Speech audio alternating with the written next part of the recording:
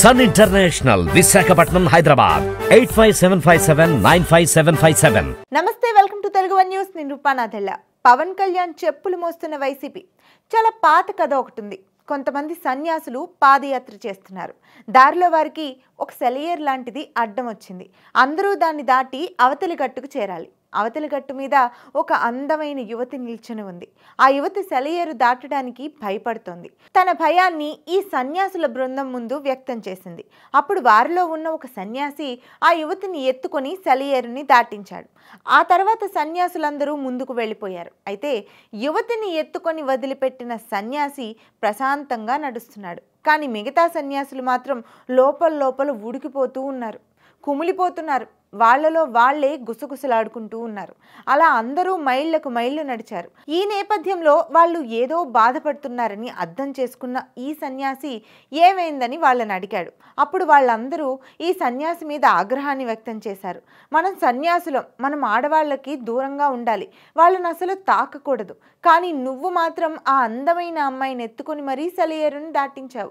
ఇది మన సన్యాసుల సంఘానికే అవమానం. నువ్వు చేసింది చాలా పెద్ద నేరం అన్నారు. అప్పుడు ఈ సన్యాసి చిన్నగా నవ్వి, నేను ఆ యువతిని అక్కడే వదిలేశాను, మీరు మాత్రం ఇంకా మోస్తూనే ఉన్నారు అన్నాడు. దాంతో ఈ సన్యాసులందరికీ బుద్ధొచ్చి లెంపలేసుకున్నారు. ఇప్పుడు ఈ స్టోరీ చెప్పడానికి ఒక కారణం ఉంది. అదేంటో ముందు ముందు మీకే అర్థమవుతుంది. వైసీపీ నాయకులు, వైసీపీ సోషల్ మీడియా సైన్యం చాలా మంది పవన్ కళ్యాణ్ చెప్పులు మోస్తూ తమ జన్మలను ధన్యం చేసుకుంటూ ఉంటారు. ప్రస్తుతం వారాహి దీక్షలో ఉన్న పవన్ కళ్యాణ్ చెప్పులను మోయడం ద్వారా సదరు వర్గాలు దీక్ష ద్వారా పవన్ కళ్యాణ్ సాధించే ఫలితంలో కొంత భాగం సొంతం చేసుకుంటున్నారు. పవన్ కళ్యాణ్ ఇటీవల వారాహి దీక్ష పేరుతో ఒక దీక్షను ప్రారంభించారు.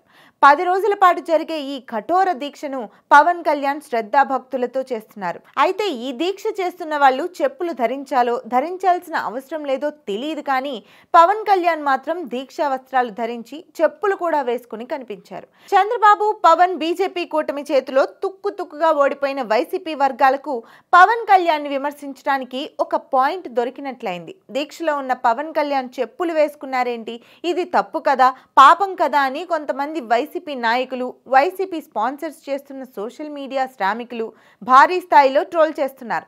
ఈ వేస్ట్ గాళ్ళకి ఏ కారణము దొరక్క ఇలా వాళ్ళకి ఎంత మాత్రం సంబంధం లేని కారణాన్ని పట్టుకుని ట్రోల్ చేస్తున్నారు.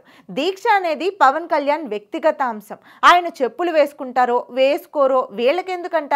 దీక్ష చేస్తున్న పవన్ కళ్యాణ్ ఏ కొద్దిసేపో చెప్పులు వేసుకుంటున్నారు.